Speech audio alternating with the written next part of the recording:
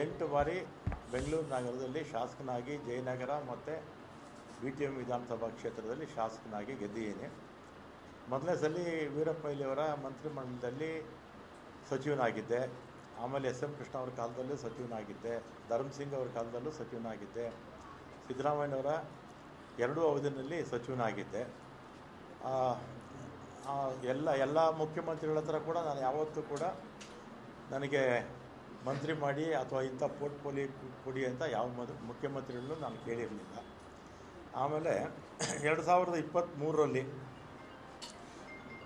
ಮುಖ್ಯಮಂತ್ರಿಗಳು ಸಿದ್ದರಾಮಯ್ಯನವರಾದರು. ಆಗ ನಾನು ಅವ್ರನ್ನ ಹೋಗಿ ನಾನೇನು ಮಿನಿಸ್ಟ್ರ್ ಮಾಡಿ ಅಂತ ನಾನೇನು ಕೇಳಿರಲಿಲ್ಲ. ಅವರೇ ಕರೆದು ನನ್ನ ಮಿನಿಸ್ಟ್ರ್ ಮಾಡಿದ್ರು. ಆಮೇಲೆ 20ನೇ ತಾರೀಕು ಪ್ರಮಾಣ ವಚನ ಆಯಿತು.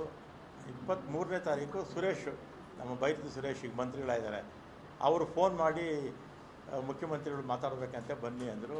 ಕನ್ನಿಂಗ್ಹ್ಯಾಮ್ ರೋಡ್ಗೆ ಹೋದೆ. ಅಲ್ಲಿ ಮೇಲ್ಗಡೆ ಯಾರೋ ಇದ್ದರು, ಸೆಲ್ಲರಲ್ಲೇ ಪಾರ್ಕಿಂಗಲ್ಲಿ ನಾನು ಸುರೇಶ್ ಮಾತಾಡಿದ್ವಿ. ಏನು ಕರೆದಿದ್ದೇನು ಅಂತ ಕೇಳಿದೆ. ಅದಕ್ಕೆ ನಿಮಗೆ ಬೆಂಗಳೂರು ಪೋರ್ಟ್ಫೋಲಿಯೋ ಕೊಡ್ತೀನಿ ಅಂತ ಹೇಳಿದರು. ಅಷ್ಟೇ ತಾನೇ ಫೋನಲ್ಲಿ ಹೇಳಿದರೆ ಸಾಕಾಗಿತ್ತು, ಇದಕ್ಕೆ ಯಾಕೆ ಕರೆದ್ರಿ ಅಂತೇಳಿ ನಾನು ಸಿದ್ದರಾಮಯ್ಯ ಅವ್ರನ್ನ ಭೇಟಿನೂ ಮಾಡಲಿಲ್ಲ. ಅವರು ಬೆಂಗಳೂರು ಪೋರ್ಟ್ಫೋಲಿಯೋ ಕೊಡ್ತೀನಿ ಅಂತ ನಾನು ಬಂದುಬಿಟ್ಟು ನಾನೇನು ಕೇಳಿರಲಿಲ್ಲ. ಪೋರ್ಟ್ಫೋಲಿಯೋ ಕೊಡಿ ಅಂತ ನಾನು ಸಿದ್ದರಾಮಯ್ಯನವ್ರನ್ನೂ ಕೇಳಲಿಲ್ಲ.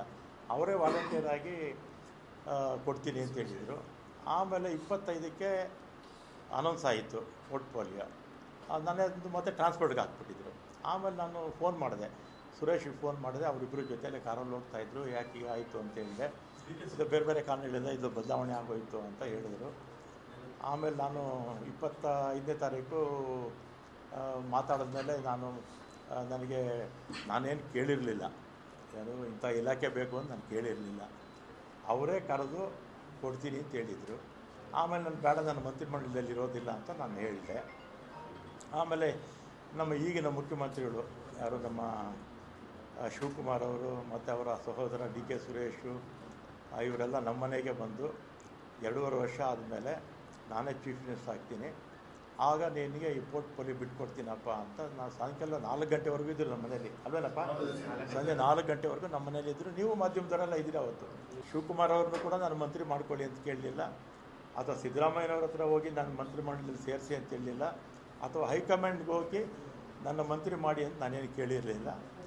ಮಾಡಿದ್ದಾರೆ, ಸಂತೋಷ. ಮತ್ತು ಅವತ್ತೇ ಶಿವಕುಮಾರು ಬೆಂಗಳೂರು ಪೋರ್ಟ್ಫೋಲಿಯೋ ನಿನಗೆ ಕೊಡ್ತೀನಪ್ಪ ಅಂತ ಹೇಳಿದರು. ಆಯಿತು ಅಂತ ಬಂದೆ. ನಾನು ಅದನ್ನು ಕೇಳಿರಲಿಲ್ಲ, ಅವರಿಗೆ ಅದನ್ನು ಕೇಳಲಿಲ್ಲ. ಅವರೇ ವಾಲಂಟಿಯರಾಗಿ ಹೇಳಿದರು. ಆಮೇಲೆ ನೋಡಿದ್ರೆ ಈಗ ಜಲಸಂಪನ್ಮೂಲ ಕೊಟ್ಟಿದ್ದಾರೆ. ನಾನು 2 ಬಾರಿ ಕೂಡ ಅವರೇ ಕರೆದು ಕೊಡ್ತೀವಿ ಅಂತೇಳಿ ಆಮೇಲೆ ಬೇರೆಯವ್ರಿಗೆ ಆಯಿತು. ಅದಕ್ಕೆ ನನಗೆ ಬೇಸರ ಆಗಿ ಈಗ ಆತ್ಮಸಾಕ್ಷಿ ವಿರುದ್ಧವಾಗಿ ಕೆಲಸ ಮಾಡೋಕ್ಕಾಗ್ತಿಲ್ಲ ಅಂಥೇಳಿ ಇವತ್ತು ನಾನು ರಾಜೀನಾಮೆ ಕೊಡ್ತಾಯಿದ್ದೀನಿ ಅಷ್ಟೇ. ಆಮೇಲೆ ಕಾಂಗ್ರೆಸ್ ಪಕ್ಷದಲ್ಲೇ ಇರ್ತೀನಿ, ಕಾಂಗ್ರೆಸ್ ಶಾಸಕನಾಗಿ ಮುಂದುವರಿತೀನಿ, ಅದರಲ್ಲೇನು ಎರಡನೇ ಮಾತಿಲ್ಲ.